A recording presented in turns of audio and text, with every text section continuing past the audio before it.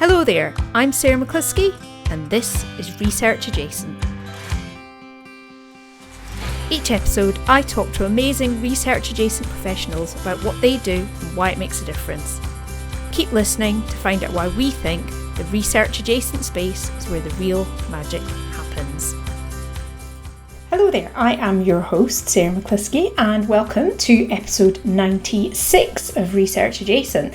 Now, today's episode is just going to be a solo episode, and that is because I have got some big news to share. Now, that big news is that when the podcast reaches 100 episodes, I have decided that it is going to, in the technical term that they use in the podcast world, it is going to sunset. What that means is just that episode 100 is going to be the last episode of Research Adjacent. It's a little bit of a bittersweet announcement for me to make because it has been, in some ways, doing this podcast has genuinely been life changing for me.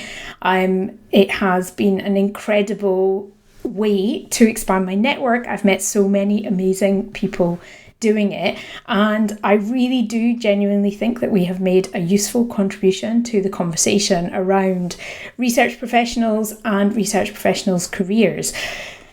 But I have also now been doing the podcast for over 3.5 years, and like anything, things move on, people move on, times change, and it does feel like the conversation around this area has really moved on, and I think that is an absolutely incredible thing. It is no coincidence that I decided that last week's episode with the Research Professional Futures team was going to be the final episode where I would have guests on, and it's because I feel like I am handing over the baton now to that team, and it is for other people to take this fight forwards, and I will very much enjoy cheering from the sidelines as that does happen. And there is now so much more emphasis. When I first started the podcast, it was late 2002 I had the idea for it, and then I actually launched the podcast in January 2023. Did I say 2002? It was 2022 that I had the idea for the podcast, and then launched in January 2023. And at the time when I was first looking at it, there was a lot of talk about research culture, but it didn't actually feel like an awful lot was changing. It does now feel that some of those things have escalated, and actually perhaps there is more change, or maybe just the conversation has become a bit more normalised now. And certainly I have also seen a huge shift in the ways that we are talking about research professional roles. And so I feel like the work that I originally got into this to do, to raise the profile of these roles and to help build a community around it, I feel to some degree my work, it's not to say this is done, because this is something that is never going to be done, but to some degree I feel that my work here is done. There's also the thing that I think might surprise you. I think it surprises quite a lot of people, is that I'm freelance and nobody pays me to do the Research Adjacent podcast, and it is incredibly time consuming. It probably takes at least a full day, if not 2 days of my time for each episode.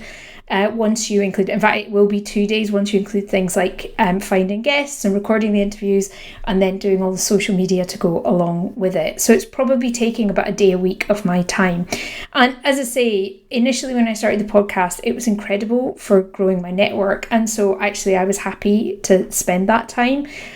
But as time's gone on, it has just become an unsustainable workload, and maybe things would be different if somebody funded the podcast, sponsored it, something like that. But that isn't something that I have been able to make happen. And so for that reason, I need to focus my attention, my energy on the things that actually I get paid for. And and it's not to say this will be the last podcast. It has to be said, this is already my third podcast. There may be another podcast in the works. I'm thinking about possibly around what I actually do, which is like my day job, which is helping people to have better conversations around research, better meetings, better events, and finding ways to collaborate more effectively. So you might have already seen some of the little videos I've done on LinkedIn around some of that. So there may be a germ of a podcast idea brewing there, but it is time to move on for me from research adjacent. So what happens now? Well, that 100 episode back catalogue is an incredible resource, and I am so amazingly proud of what I have created there. And so that archive will remain. It is there as a resource. You can go back and catch up on episodes that you haven't listened to before, share it with people who are maybe coming into this world for the first time, and I encourage you to keep using that as a resource. That will remain for the indefinite future with the same podcast website address and things like that. As well as the back catalogue remaining, the research adjacent freelancers community, which I also run, which is another thing that came out of the podcast, which has been such an incredibly rich part of my life. And for those people who are not in the community, if you are freelance listening to this, come and join us. It's an absolutely lovely bunch of people, and we're just really helping each other out to navigate being freelance in this space. And that will continue. The directory, which is a listing of other freelancers, that will continue, but they may evolve, they may change a little bit as things move with the podcast. And then thinking about what also happens now is we're not at episode 100 yet. So you might be thinking, I've already said I'm not going to do any more guest interviews. So what happens now? Well, there's this episode today. I have got, as well as this announcement about the podcast, I have got some little thoughts for you about where the sector is in general that I'll come to in just a moment.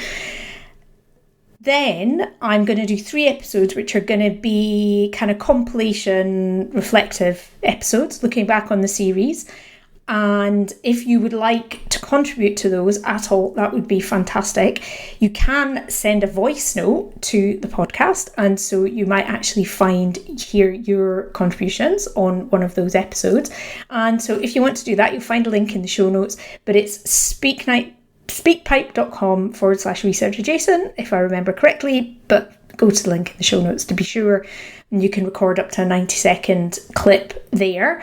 Or feel free to just drop me an email as well, which is via hello@researchadjacent.com. And if you do that, I'd love to hear things like, what was your favourite episode? Are there any quotes or stories or things like that have really stayed with you?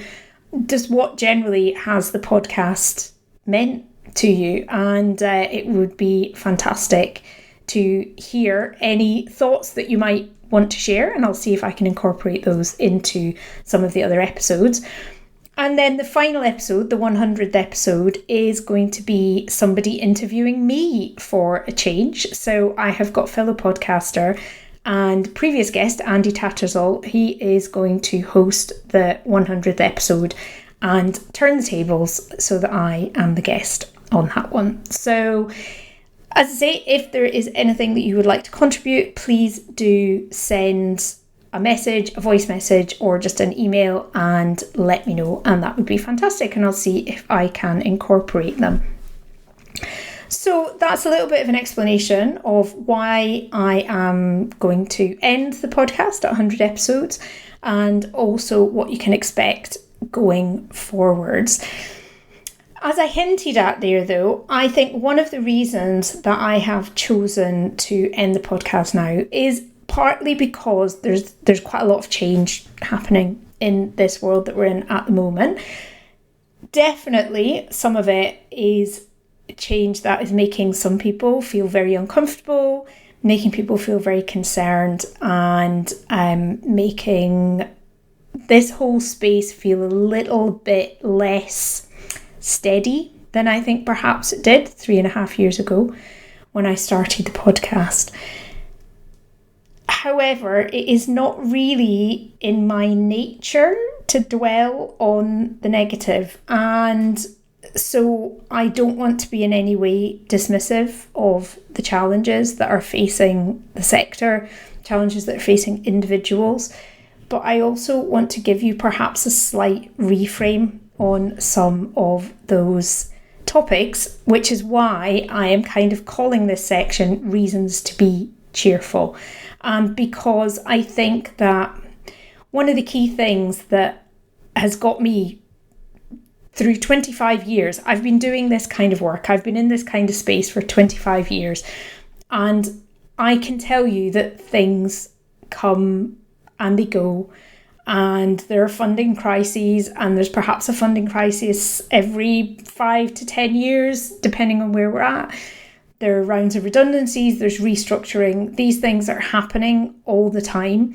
A lot of the jobs, I know we've talked about this previously on the podcast, but a lot of the jobs now which people are doing in this space are jobs which when I started 25 years ago did not exist. And now they do.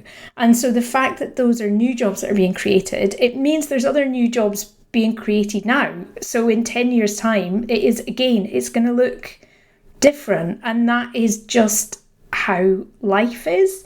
It's how things should be. Things should be moving on and progressing. That's entirely the point of research, is to find ways to do things better, to be better people, to have better workplaces. And I know that when you're in the midst of that change, it doesn't always feel like it is for the best.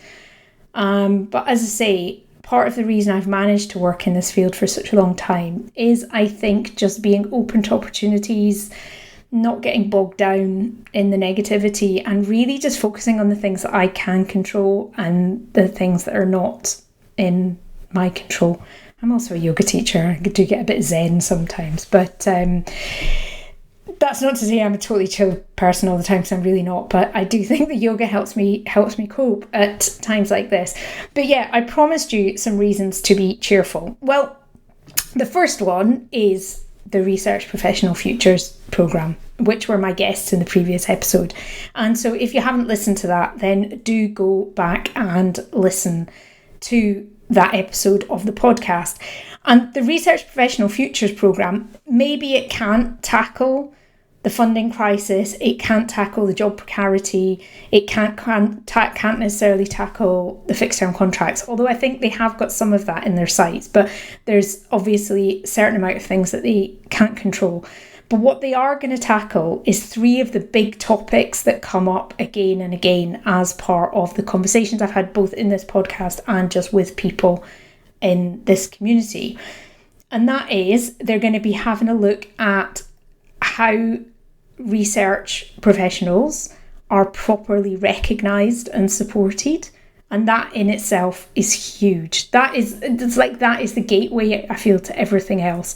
Because if you recognise the value of these roles, then you recognise that they need to be treated well and properly compensated, whether that's financially or otherwise, that they need to have promotion opportunities. And so, yeah, that's some of the other things that they're going to get into.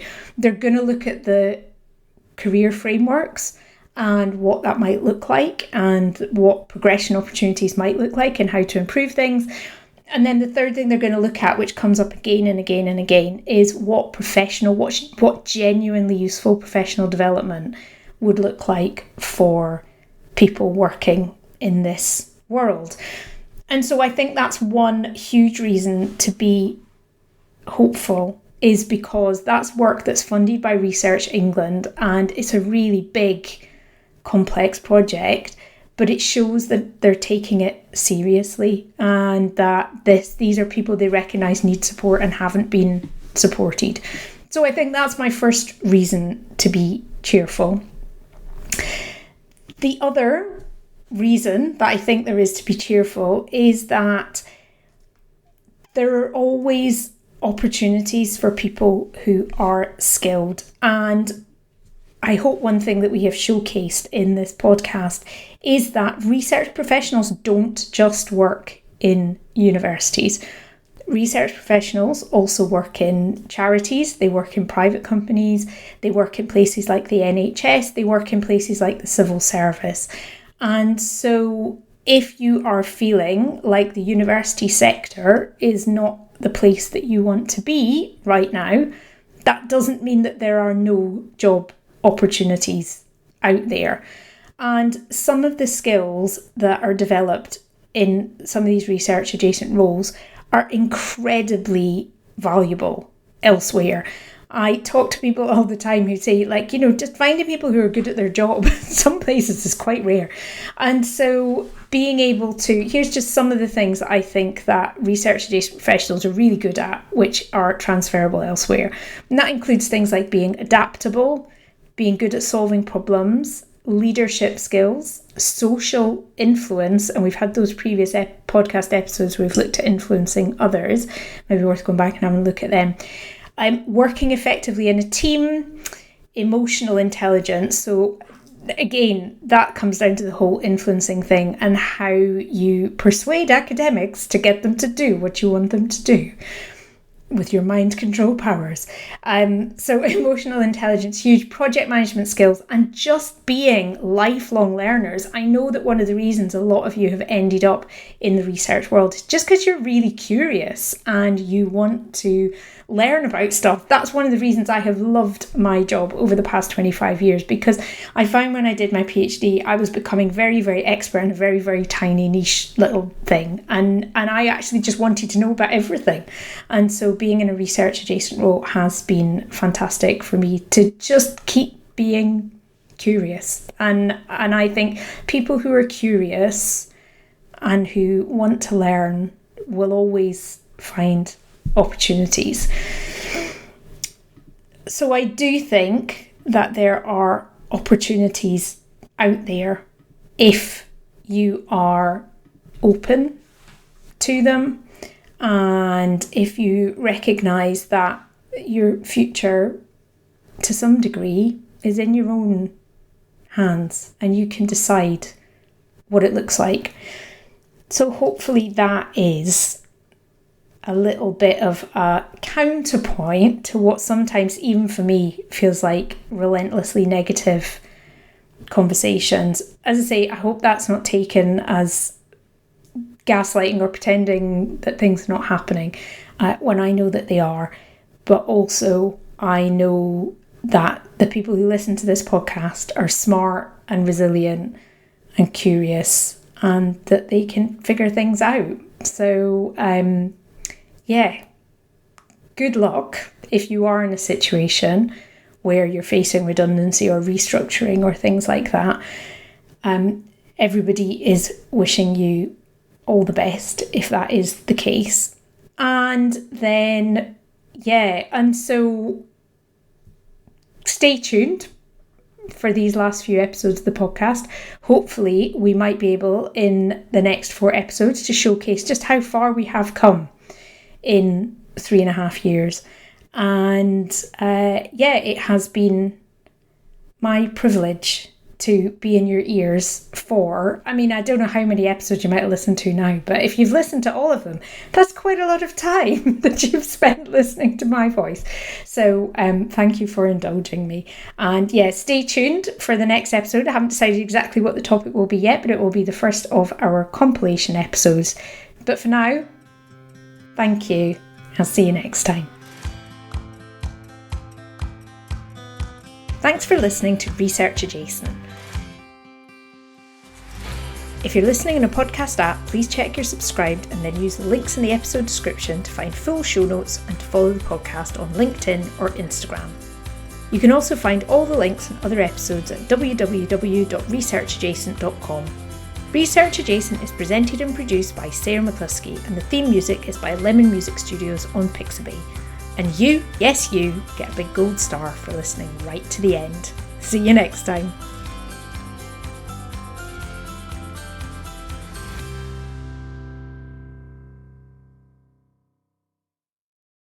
Are you still there?